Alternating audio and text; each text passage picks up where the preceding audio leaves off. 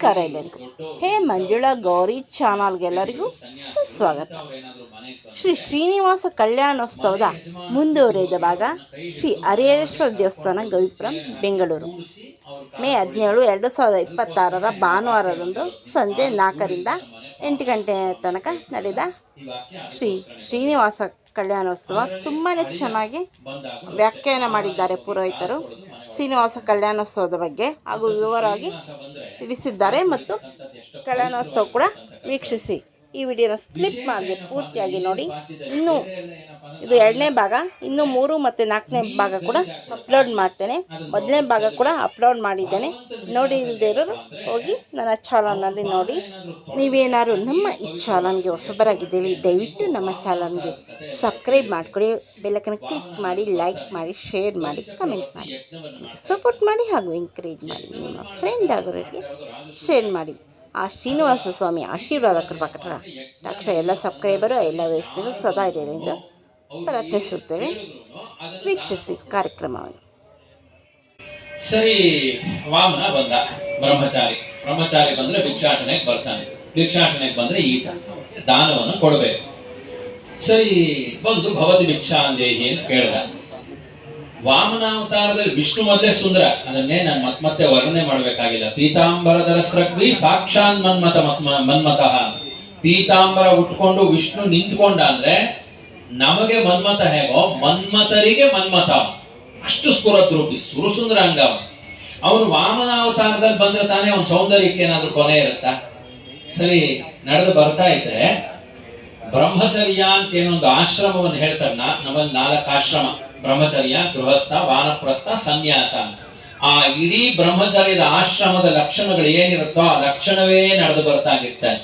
ವಾಮನಾವತಾರದಲ್ಲಿ ಅವನು ಬರ್ತಾ ಇದ್ದ. ಇಂಥ ವಾಮನ ಮೂರ್ತಿಯನ್ನು ಕಂಡು ಅವನಿಗೆ ಯಾರಿಗೆ ದಾನ ಕೊಡಬೇಕು ಅನ್ಸೋದಿಲ್ಲ. ಪುಟ್ಟ ಮಗು ಚೆನ್ನಾಗಿದ್ರೆ, ಎಷ್ಟು ಚೆನ್ನಾಗಿದ್ರೆ ಯಾರು ಕೊಡಬೇಕು ಅನ್ಸುತ್ತಲ್ಲ, ಬರಿಗೈನಲ್ಲಿ ಮಕ್ಕಳು ನೋಡಬಾರ್ದು. ಹಾಗೆ ವಾಮನ ಬಂದಿದ್ದಾನೆ. ಒಟ್ಟು ಉಪನಯನ ಆಗಿದೆ ಅವನಿಗೆ, ಯಜ್ಞ ನಡೆಯೋ ಸಂದರ್ಭದಲ್ಲಿ ಬಂದಿದ್ದಾನೆ. ಆ ಕಳೆ, ಆ ರೂಪ, ಆ ದಿವ್ಯ ಸ್ವರೂಪ ಇದೆಲ್ಲ ನೋಡಿದ ತಕ್ಷಣ ಬಲಿಚಕ್ರವರ್ತಿ ಮೋಹಿತಗೊಂಡು, ಅಣ್ಣ ನಿನ್ಗೆ ಏನು ಬೇಕು ಕೇಳಪ್ಪ, ನಿನ್ನಂತ ಅವರು ಕೊಡೋದಕ್ಕೋಸ್ಕರನೇ ಅಲ್ವೇನಯ್ಯ ದಾನ ಅಂತ ಮಾಡಿರೋದು ಅಂತ ಹೇಳ. ವಾಮನ ಹೇಳ್ದ, 3 ಹೆಜ್ಜೆ ಅಷ್ಟು ಜಾಗ ಬೇಕು ಅಂತ. ಬಲಿಚಕ್ರವರ್ತಿ ನಂಗೆ, ಅಲ್ವೋ ನಿನ್ ಕಾಲುಗಳಿರೋದು ಇಷ್ಟಿಷ್ಟು, ಪುಟ್ ಕಾಲಲ್ಲಿ ನೀನು ಎಷ್ಟು ಅಳಿತೀಯ, ಏನಾಗತ್ತೆ, ನಿನಗೆ ನಾನು ಹೆಚ್ಚಾಗೆ ಜಾಗ ಕೊಡ್ತೀನಿ, ಬೇಡ, ನನಗೆ 3 ಪಾದದಷ್ಟೇ ಜಾಗ ಬೇಕು. ಬಲಿಚಕ್ರವರ್ತಿ ಏನ್ ಮಾಡ್ಕೋತಾನೋ ಅಂತ ಶುಕ್ರಾಚಾರ್ಯರಿಗೆ ತಲೆ ಓಡ್ಬಿಡ್ತು. ಇವನೇನ್ ಸಾಮಾನ್ಯವಾಗಿರೋ ಹಾಗಿಲ್ಲ, ಮೊದಲೇ ಇಷ್ಟು ಸ್ಫುರದ್ರು ಏನೋ ಇದೆ ಅಂದ್ಬಿಟ್ಟು ಜ್ಞಾನ ದೃಷ್ಟಿಯಿಂದ ನೋಡಿದ್ರು, ಗೊತ್ತಾಯ್ತು ಅವ್ರಿಗೆ ಬಂದಿರೋದು ವಿಷ್ಣು ಅಂತ.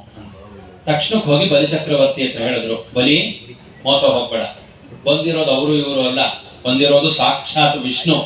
ಅವ್ನಿಗೆ ಏನಾದ್ರೂ ನೀನ್ 3 ಪಾದ ಜಾಗ ಕೊಟ್ಟೆ, ಅವ್ನು ನಿನ್ನನ್ನ ಬುಡಮೇಲ್ ಮಾಡ್ಬಿಡ್ತಾನೆ, ನಾಶ ಮಾಡ್ಬಿಡ್ತಾನೆ, ಬೇಡ. ಒಂದು ಕ್ಷಣಕ್ಕೆ ಬಲಿಚಕ್ರವರ್ತಿ ಬೆಚ್ಚದ್ರೂ ಸಾವರಿಸ್ಕೊಂಡು ಹೇಳ್ದ, ಸ್ವಾಮಿ, ಇಡೀ ಬ್ರಹ್ಮಾಂಡದಲ್ಲಿರೋ ಪ್ರತಿಯೊಂದು ಚರಾಚರ ವಸ್ತು ಏನಿದೆ, ನನ್ನ ಕಣ್ಣು ಮುಂದೆ ಕಾಣ್ತಕ್ಕಂಥ ಸೂರ್ಯ, ಚಂದ್ರ, ನದಿ, ಗಿರಿ, ತೊರೆ, ಪರ್ವತಗಳು, ವೃಕ್ಷಗಳು, ಪ್ರಾಣಿ ಜಗತ್ತು, ಪಕ್ಷಿ ಜಗತ್ತು, ಮನುಷ್ಯ ಜಗತ್ತು ಏನೆಲ್ಲ ಇದೆ, ತ್ರಾಹಿ ಅಂತ ಯಾರ ಮುಂದೆ ಕೈಯೊಡ್ಡಿ ನಿಂತಿದೆಯೋ ಅವನು ನನ್ನ ಮುಂದೆ ಕೈಯೊಡ್ಡಿ ಬೇಡಕ್ ಬಂದ್ರೆ ದಾನ ಕೊಡೋ ಚಾನ್ಸ್ ನಾನು ಮಿಸ್ ಮಾಡ್ಕೊಳ್ತೀನ, ನಾನು ಕೊಡ್ತೀನಿ ದಾನ ಅಂತ. ನೋಡಿ, ಭಕ್ತಿ ಅಂದ್ರೆ ಹಾಗಿರುತ್ತೆ. ಬಲಿಚಕ್ರವರ್ತಿ ಹಾಗೆ, ನಾನು 10 ರೂಪಾಯಿ ಕೊಟ್ಟೆ ಸ್ವಾಮಿ, ಏನು ಒಳ್ಳೇದಾಗ್ಲಿಲ್ಲ ನಂಗೆ ಅನ್ಕೊಂಡ್ಬಿಡ್ತೀವಿ ನಾವು. ಬಲಿಚಕ್ರವರ್ತಿಗೆ ಗೊತ್ತು ಅವನು ವಿಷ್ಣು ಅಂತ. ಬಲಿಚಕ್ರವರ್ತಿಗೆ ಅವನು ಗೊತ್ತು ಅವನು ವಿಷ್ಣು ಅಂತ.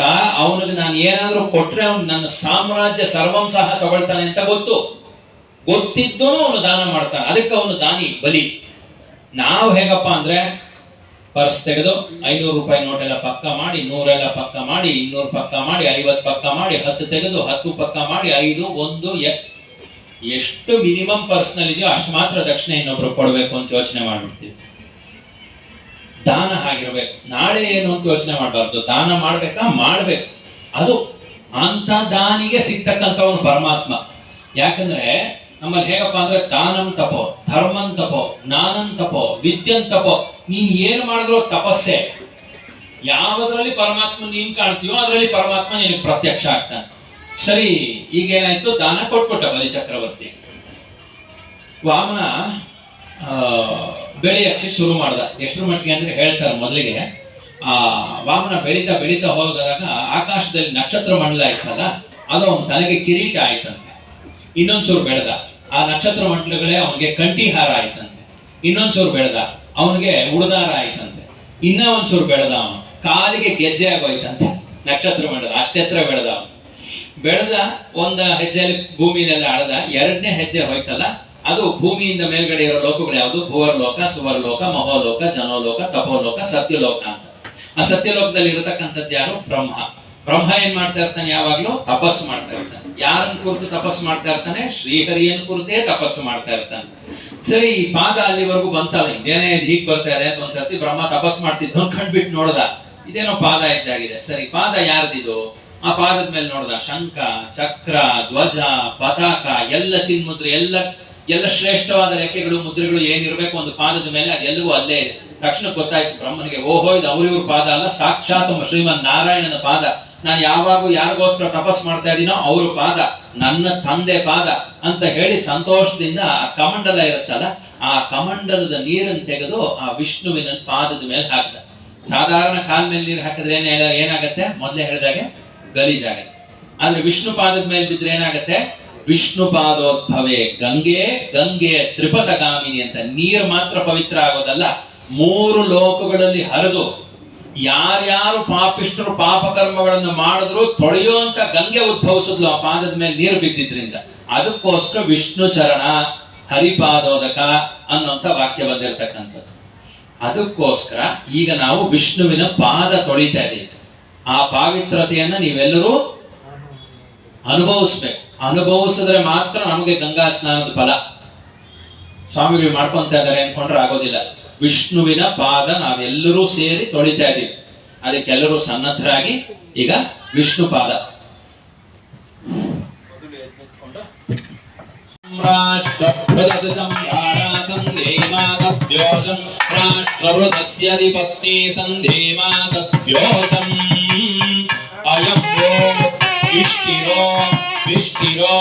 ವಿಷ್ಟಿರಃ ಯಜುಷಾ ವಿಷ್ಟಿರೋಪವೇಶನೆ ವಿನಿಯೋಗಃ.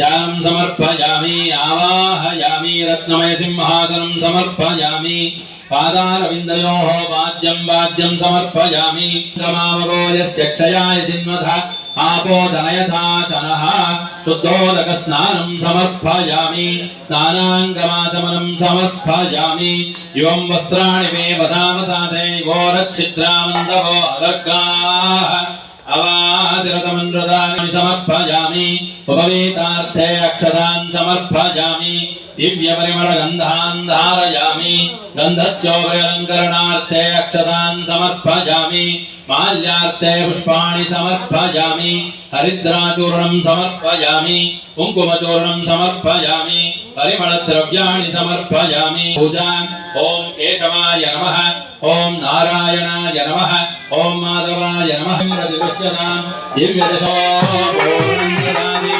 मधुव्यासानते एकदा ब्रह्मणोपहृते एकदैव समानायुक्ते जो दधाति मंगलमिगा गोविन्द त्वमेव सर्वमः अस्मात् कारुण्यभावेन अक्षरतो जगदीश्वरः आतमे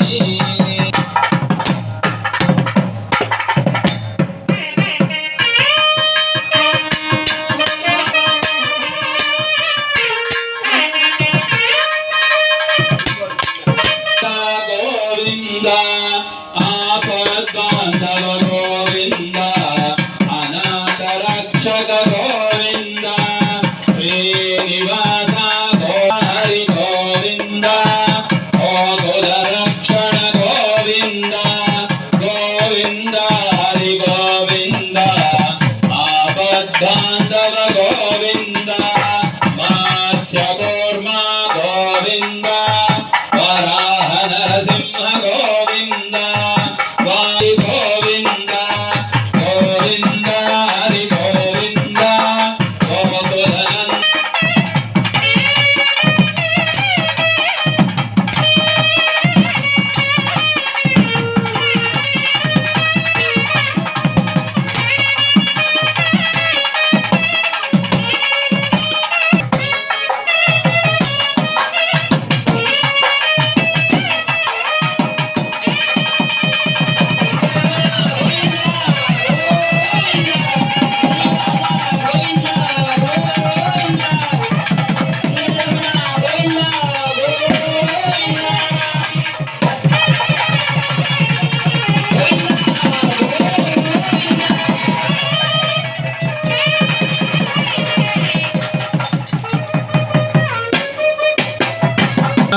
मृगस्य नाभिः इयं गौः गौः गौः ಆದ್ರೆ ಆಗಿನ ಕಾಲದಲ್ಲಿ ಶ್ರೀನಿವಾಸ ಯೋಚನೆ ಮಾಡ್ದ ವರದಕ್ಷಿಣೇಶ ಪ್ರಸೀದ ಪ್ರಸೀದ ಪ್ರಿಯಂ ವೆಂಕಟೇಶ ಪ್ರಯಚ್ಛ ಪ್ರಯಚ್ಛ ಇಂದಿರಾರಮಣ ಗೋವಿಂದ ಲಕ್ಷ್ಮೀನಾರಾಯಣ ಧ್ಯಾನ ಸಾವಧಾನ ಅಂತ ಲಕ್ಷ್ಮೀನಾರಾಯಣ ಧ್ಯಾನ ಸಾವಧಾನ ಅಂತ ಪ್ರತಿಯೊಬ್ರು ಹೇಳ್ಬೇಕು. ಯಾಕೆ ಅಂದ್ರೆ ಒಂದ್ಸರ್ತಿ ಈ ಮಹಾಭಾರತನ ಬರೆದ ವೇದವ್ಯಾಸರು ಎಲ್ಲರಿಗೂ ಗೊತ್ತಿರೋದು ವೇದವ್ಯಾಸರ ತಂದೆ ಪರಾಶರರು ಅಂತ. ಈ ಪರಾಶರ ಮಹರ್ಷಿಗಳಿಗೆ ಏನಪ್ಪಾ ಅಂದ್ರೆ ಜ್ಯೋತಿಷ್ಯವೇ ಸರಿ ಅಂತ 100% ಅವ್ರಿಗೆ ನಂಬಿಕೆ, ಅವ್ರು ಬೇರೆ ಯೋಚನೆ ಮಾಡ್ತಾ ಇರಲಿಲ್ಲ. ಹಾಗಾಗಿ ವಿಷ್ಣುವಿಗೆ ಗೊತ್ತು ಪ್ರತಿಯೊಬ್ರು ಪರಮಾತ್ಮನ ನಂಬಿದ್ರೆ ಮಾತ್ರನೇ ಅವ್ರಿಗೆ ಮೋಕ್ಷ ಪ್ರಾಪ್ತಿ ಆಗತ್ತೆ ಅಂತ. ಅವ್ರಿಗೆ ಏನಾದ್ರೂ ಬಂದು ಬುದ್ಧಿ ಕಲಿಸ್ತಾನೆ ಅಂದ್ರೆ ನಾನೇನು ಅಂತ ತೋರಿಸ್ಕೋಬೇಕು ಅಂತಲ್ಲ ವಿಷ್ಣು ಬರೋದು. ಮಕ್ಕಳಲ್ಲ, ಸರಿದಾರಿಗೆ ಹೋಗದೆ ಇದ್ರೆ ತಂದೆ ತಾಯಿಗಳಿಗೆ ಒಂದು ಏಟ್ ಕೊಟ್ಟಾದ್ರೂ ಸರಿದಾರಿಗೆ ತಂದ್ಕೊಳ್ಬೇಕಾಗಿರೋದು ಕರ್ತವ್ಯ. ಹಾಗಾಗಿ ವಿಷ್ಣು ಬರ್ತಾನೆ ಪ್ರತಿಯೊಂದು. ಇದ್ಯಾಕಪ್ಪ ವಿಷ್ಣು ಬಂದು ಎಲ್ಲಾರ್ಗೂ ಬುದ್ಧಿ ಹೇಳ್ತಾನೆ ಅಂದ್ರೆ ಅವ್ನು ಇರೋದೇ ಅದಕ್ಕೋಸ್ಕರ, ಅವ್ನು ನಮ್ಮಪ್ಪ ಬರ್ಬೇಕು ಅವನು. ಹಾಗಾಗಿ ಪರಾಶರರು ಹೀಗೆ ಅನ್ಕೊಂಡಿದ್ರಲ್ಲ, ಅವ್ರಿಗೆ ಬುದ್ಧಿ ಕಲಿಸ್ಬೇಕು. ಏನಾಯ್ತು, ವಿಷ್ಣು ತಂದೆಯಾಗಿ ಬ್ರಹ್ಮ ಮಗನಾಗಿ ಇಬ್ರು ಬಂದು ಸ್ವಾಮಿ ಒಂದು ಉಪನಯನ ಮಾಡ್ಬೇಕು ಅನ್ಕೊಂಡಿದ್ದೀನಿ, ನನ್ನ ಮಗನಿಗೆ ಒಂದು ಮುಹೂರ್ತ ಇಟ್ಕೊಡಿ. ಒಂದೊಳ್ಳೆ ಮುಹೂರ್ತ ನೋಡಿ ಇಟ್ಕೊಟ್ರು. ಒಂದು 3 ತಿಂಗಳು ಬಿಟ್ಕೊಂಡು ತಿರ್ಗಾ ಬಂದ್ರು. ಸ್ವಾಮಿ ನೀವು ಇಟ್ಟು ಮುಹೂರ್ತದಲ್ಲಿ ಕೆಲಸ ಆಗ್ಲಿಲ್ಲ, ಇನ್ನೊಂದು ಇಟ್ಕೊಂಡು. ಜ್ಯೋತಿಷ್ಯರಿಗೆ ಒಂಥರ ಅವಮಾನ, ನಾನಿಟ್ಟು ಮುಹೂರ್ತದಲ್ಲಿ ಕೆಲಸ ಆಗ್ಲಿಲ್ವಾ ಅಂತ ಹೇಳಿ ಇನ್ನೊಂದು ಮುಹೂರ್ತ ಇಟ್ಕೊಟ್ರು. ಇವರು ಹೋದ್ರು. ಅವ್ರಿಗೆ 3 ತಿಂಗಳು ಕಾಯ್ಕೊಂಡಿದ್ರು, ಬರ್ತಾನ 3 ತಿಂಗಳಾಯ್ತು ಬರ್ಲಿಲ್ಲ. ಪರವಾಗಿಲ್ಲ. 5ನೇ ತಿಂಗಳಲ್ಲಿ ಬಂದ್ರು. ಸ್ವಾಮಿ ನೀವು ಇಟ್ಟು ಮುಹೂರ್ತದಲ್ಲಿ ಮತ್ತೆ ಕೆಲಸ ಆಗ್ಲಿಲ್ಲ, ಇನ್ನೊಂದು ಮುಹೂರ್ತ ಇಟ್ಕೊಳ್ಳಿ. ಅಯ್ಯೋ ಇದೇನೇ ಇದು, ನಾನು ಇಡೋದು ಅಂದ್ರೇನು, ಮುಹೂರ್ತ ತಪ್ಪೋದು ಅಂದ್ರೇನು ಅಂತ ಹೇಳಿ ಒಂದು ಸುಪೀರಿಯರ್ ಕ್ವಾಲಿಟಿ ಮುಹೂರ್ತ ಇಟ್ಕೊಟ್ರು. ಇವರು ಬರ್ಲಿಲ್ಲ, 3 ಆಯ್ತು, 4 ಆಯ್ತು, 5 ಆಯ್ತು, ಅಪ್ಪ ಅವಳಿ ಒಳ್ಳೇದಾಯ್ತು ಅನ್ಕೊಂಡು ನೆಮ್ಮದಿಯಾಗಿದ್ರು. 6 ತಿಂಗಳು ಬಿಟ್ಕೊಂಡು ಬಂದ್ರು. ಸ್ವಾಮಿಗಳೇ ಯಾಕೋ ಕೆಲಸನೇ ನಡೀಲಿಲ್ವಲ್ಲ, ಉಪನಯನಕ್ಕೆ ಒಂದು ಲಗ್ನ ಇಟ್ಕೊಡ್ಬೇಕು ನೀವು. ಈ ಸರ್ತಿ ಪರಾಶರರಿಗೆ ಏನೇ ಮಾತಾಡ್ತೇನೆ, ನಾನು ಇಷ್ಟು ಯೋಚನೆ ಮಾಡಿ ಲಗ್ನ ಇಟ್ಕೊಂಡಿದ್ದೀನಿ, ಇದೇ ನನ್ನ ಆಗ್ಲಿಲ್ಲ ಅನ್ಕೊಂಡ್ ಬರ್ತಾ ಇದೆಯಾ, ಏನ್ ಸುಮ್ಮನೆ ತೀಟೆಗೆ ಬರ್ತಾ ಇದೆ ನೀನು? ಇಲ್ಲ ಸ್ವಾಮಿ, ನೀವು ಬೇಕಾದ್ರೆ ನೋಡಿ, ಆಗಿದ್ರೆ ಮಗನ ಮೈ ಮೇಲೆ ಜನವಾರ ಇರೋದಿಲ್ವಾ ನೋಡಿ. ನಾನು ದೃಷ್ಟಿಯಿಂದ ನೋಡಿದ್ರು ಯಾಕೆ ಹೀಗಾಗ್ತಾ ಇದೆ ಗೊತ್ತಾಯ್ತು. ಬಂದಿರೋದು ವಿಷ್ಣು ಮತ್ತೆ ಬ್ರಹ್ಮ. ಅವರು ಅವಾಗ ಹೇಳಿದ್ರು, ಸ್ವಾಮಿ ನನ್ನ ಸರ್ವ ಅಪರಾಧ ಕ್ಷಮೆ ಇರಲಿ, ಮುಹೂರ್ತಗಳು ಕೆಲಸ ಮಾಡಿಸಲ್ಲ, ನಿನ್ನ ಕೃಪೆ ಮಾತ್ರ ಕೆಲಸ ಮಾಡಿಸುತ್ತೆ.